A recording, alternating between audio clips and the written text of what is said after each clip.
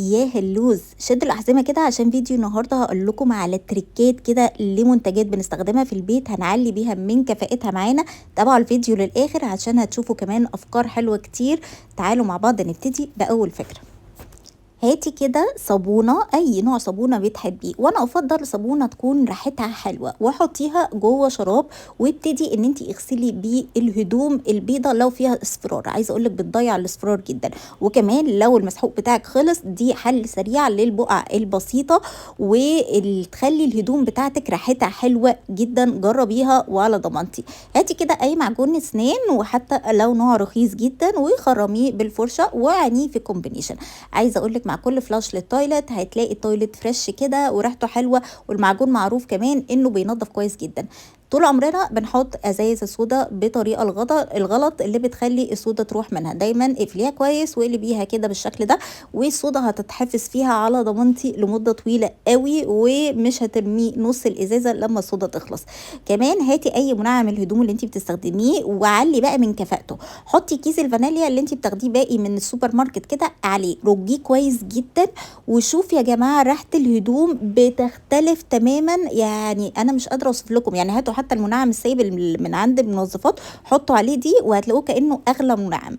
حطي كده مع ربع فنجان من الخل على ليفة المواعين او سائل المواعين، وشوفي الرغوه بتاعته والنظافه، وهيشيل الدهون ازاي بطريقه حلوه جدا، وكمان هيشيل اي ريحه وحشه. الناس اللي عندهم الجزء ده في الدولاب عارفين ان هو مش بيستخدم قوي كتير ومش عملي للدرجه. تعالي اقول لك بقى ان انا اكتشفت له استخدام هيريحك من كركبه الاحزمه، وبجد كانه هو مخلوق علشان الاستخدام ده. هتربطي كل الاحزمه بالشكل ده، هتفتحيه هيبقى الاحزمه منظمه معاكي كلها موجوده، مفيش بقى كركبه احزمه في كل حته، وبجد كانه مرسوم عليهم. يعني كأن هي دي وظيفته اصلا، مش تعليق البنطلونات.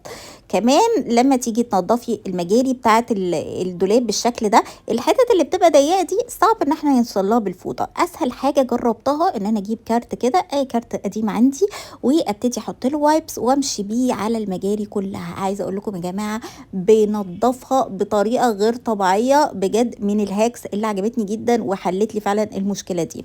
وانتي في العربيه احتفظي كده ببكر مناديل المطبخ اللي بيخلص، وهنعمل بيه ايه بقى؟ هنحشره كده اكياس 6-7 اكياس على حسب شكل الكيس او حجم الكيس معاكي بقى في العربيه، منظمين كده لاي زباله في العربيه، مناديل قهوه كوبايات، تلميها كده في الكيس وترميها تتخلصي منها، ويبقى عندك دايما اكياس مهملات وتحافظي على عربيتك نظيفه.